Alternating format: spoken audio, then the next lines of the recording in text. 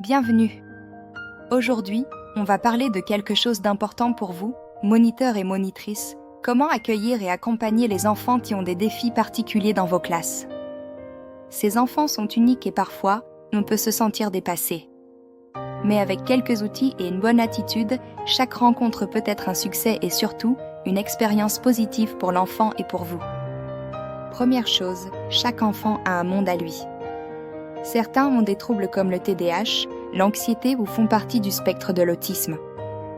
D'autres n'ont pas de diagnostic formel, mais ont quand même des besoins particuliers. L'essentiel à retenir, c'est que le comportement de l'enfant a toujours un sens. Même s'il est difficile ou inattendu, il exprime quelque chose. Votre rôle est de comprendre ce message, pas de juger l'enfant. Deuxième chose, la communication avec les parents est clé. Les parents connaissent leur enfant mieux que personne. Si vous recevez l'information qu'un nouvel enfant arrive avec des défis, prenez le temps de discuter avec eux. Demandez ce qui fonctionne bien à la maison, ce qui déclenche des difficultés, et notez ces informations. Une petite fiche par enfant peut être très utile pour se rappeler de ces détails et pour que l'équipe reste cohérente, même si plusieurs moniteurs se relaient. Troisième point, accueillir l'enfant avec respect et amour. Ne mettez pas d'étiquette sur lui. Ne dites jamais son diagnostic devant les autres enfants. Laissez-le se sentir accepté et inclus dès le départ.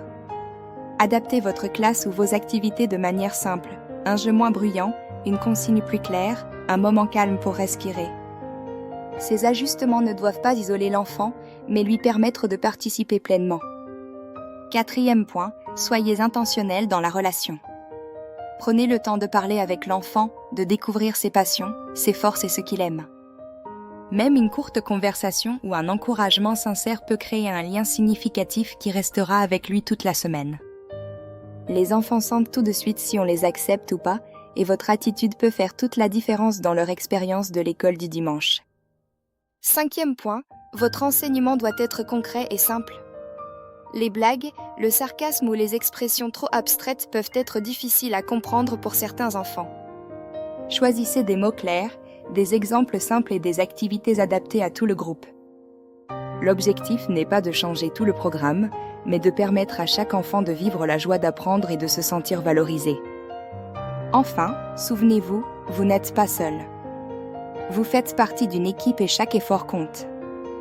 Même si c'est exigeant, chaque petit geste d'accueil, chaque ajustement, chaque moment passé à comprendre un enfant, c'est un pas pour montrer l'amour de Jésus. Votre patience et votre attention vont créer un environnement où tous les enfants se sentent aimés et capables de vivre des succès.